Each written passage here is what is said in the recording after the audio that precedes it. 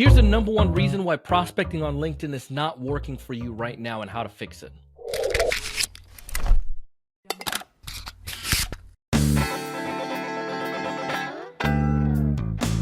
Hey, everyone. Welcome to another great episode of the Sales Evangelist Podcast. I'm your host, Donald C. Kelly, the Sales Evangelist. And I'm so excited for another great episode. I'm so excited to be here with you today. And on this episode, I'm getting ready to break down for you some of the common objections, some of the common problems that I get. Now, one of the things we talked about on my last episode was just this, like objections that people will throw at me or throw at you and how that can make great content. So I'm going to show you how that could be great content because many of us are on LinkedIn, but we might say prospects are not responding to me on LinkedIn. I'm not getting appointments from LinkedIn. I'm not even getting engagement from anyone on LinkedIn. The number one reason why I feel that happens based on my research, my experience working with clients is this. If this is your first time listening to this podcast, please subscribe. Or if this is your first time watching this video, go ahead and subscribe. We talk all things sales, and we teach you how to 3 to 5x your sales pipeline with qualified opportunities and how to close twice as many deals.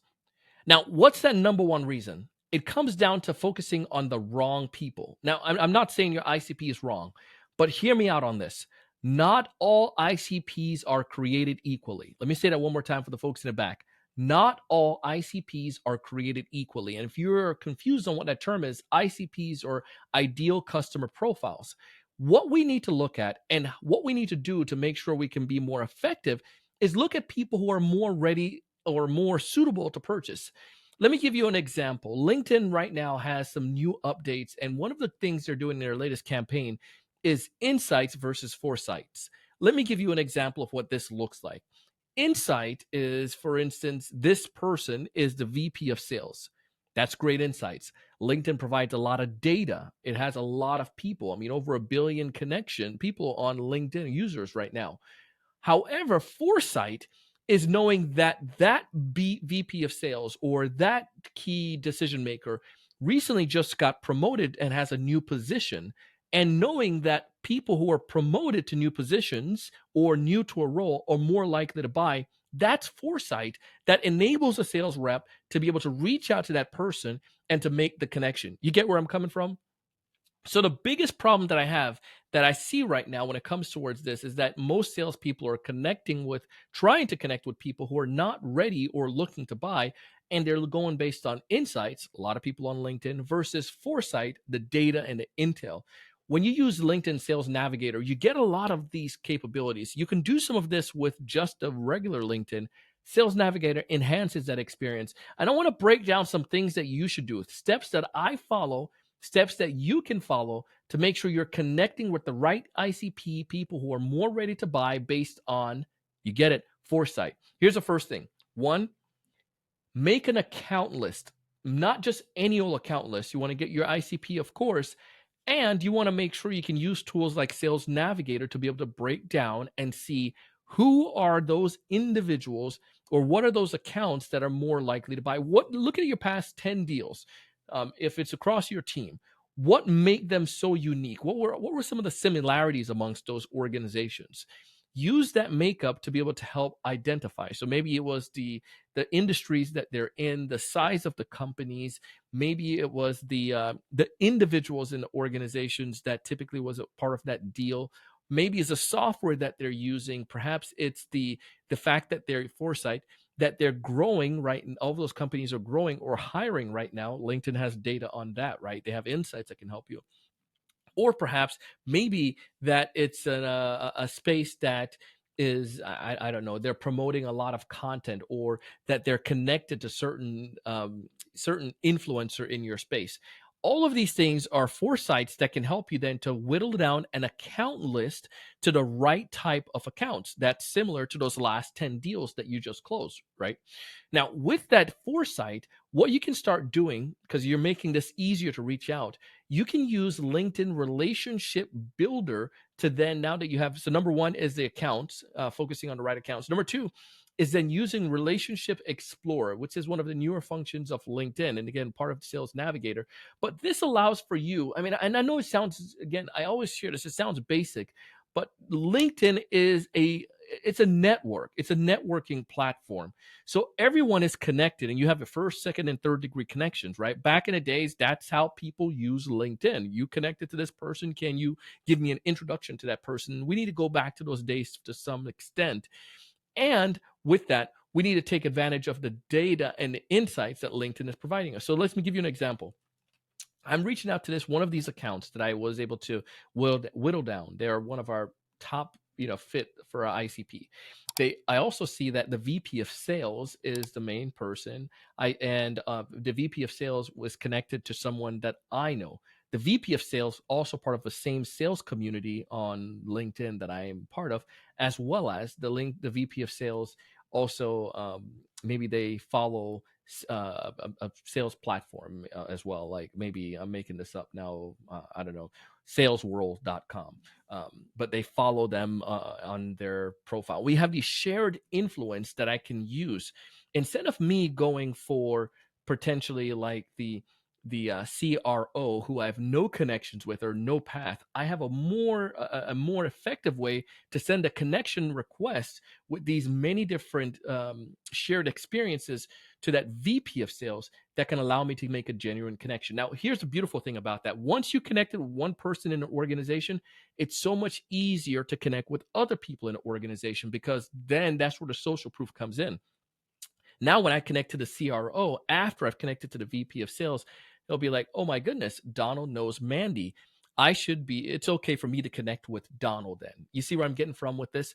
So then now our focus accounts, these people that are the target accounts, we're able to start multi-threading and start going deeper. So the first thing, again, is the ICP, the right ICP, using some of the capabilities and the filters in Sales Navigator to be able to make that connection. Number two, after that, is that you want to make sure you're connecting to the right people. So using this relationship builder, this relationship explorer, to be able to find who are some people, or what are some of the shared experiences, the most shared experiences I have with people in an organization that can allow me to make that connection. Now, you may not necessarily have connection with everyone in the firm, but that's a key component. Number three is more foresight. So maybe I don't have any shared experiences or anyone that I know, but number three would be able to help you. And I talk about this over and over again, and I'm going to keep talking about it because it's my favorite features with Sales Navigator. People who have posted on the platform in the past 30 days, or people who have changed jobs. Again, go back to Foresight. Foresight is telling me that people who change jobs are more likely to buy. I better reach out to that person. That person is going to have a higher chance of connecting back to me if I reach out to them, rather than somebody who has been in their job for 15 years and they're not looking to change and they're not even active on the platform.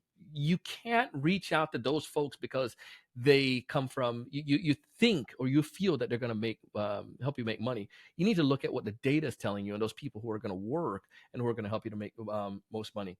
The next component so that's number three, is making sure you can have that. One of the cool things with Sales Navigator are the alerts. So with these key accounts, I would put them on an account list, and there's different alerts that I would get. So each morning or each Monday, I can look at the alerts. These 20 accounts that I have, they might say, Donald, here's some stuff. These people have changed jobs, or here's some other stuff about this list.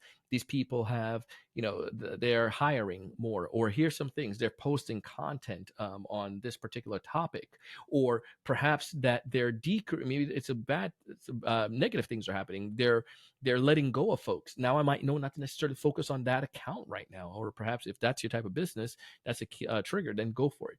The point is, I have now this focus list, these focus people that are more likely to buy, and I'm getting insights from LinkedIn on a day-to-day basis on how I can go about navigating those accounts. You see where I'm coming from? Oh, this stuff is good, man. I'm telling you.